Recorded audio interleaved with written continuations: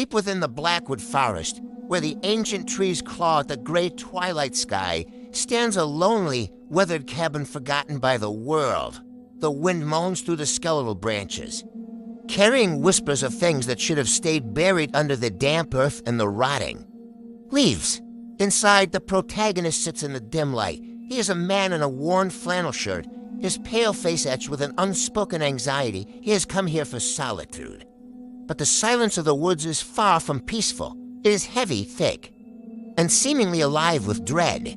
Suddenly, the hum of the old generator dies. The light above him flickers violently before plunging the room into a suffocating, absolute darkness. With trembling fingers, he strikes a match. The small flame struggles against the cold air as he lights a single flickering candle on the table.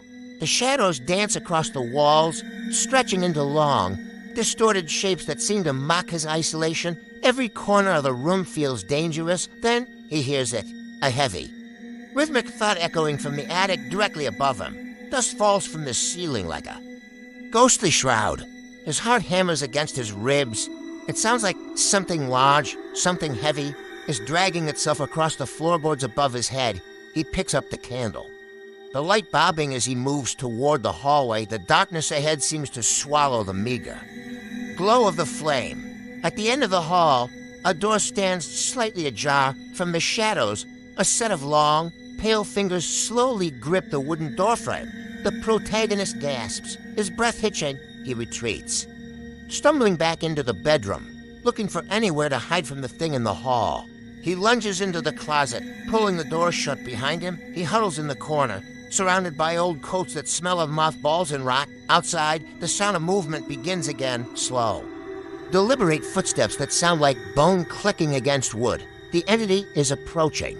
He watches through the slats, his breathing shallow and jagged. A tall, distorted figure enters the room, its head grazing the low ceiling. The creature moves with a sickening twitch, its pale skin translucent in the moonlight. It has no eyes, only deep, black pits of nothingness. It stops just inches from the closet. The silence is absolute, broken only by the sound of the creature's neck joints clicking as it turns. The protagonist squeezes his eyes shut, praying for the dawn. But the dawn is miles away. The closet door begins to creak under pressure. With a violent crash, the door is ripped from its hinges. The entity reaches into the darkness, its long fingers stretching toward him. Back in the main room, the candle flickers one last time. An unseen force blows across the flame, leaving only a trail of smoke.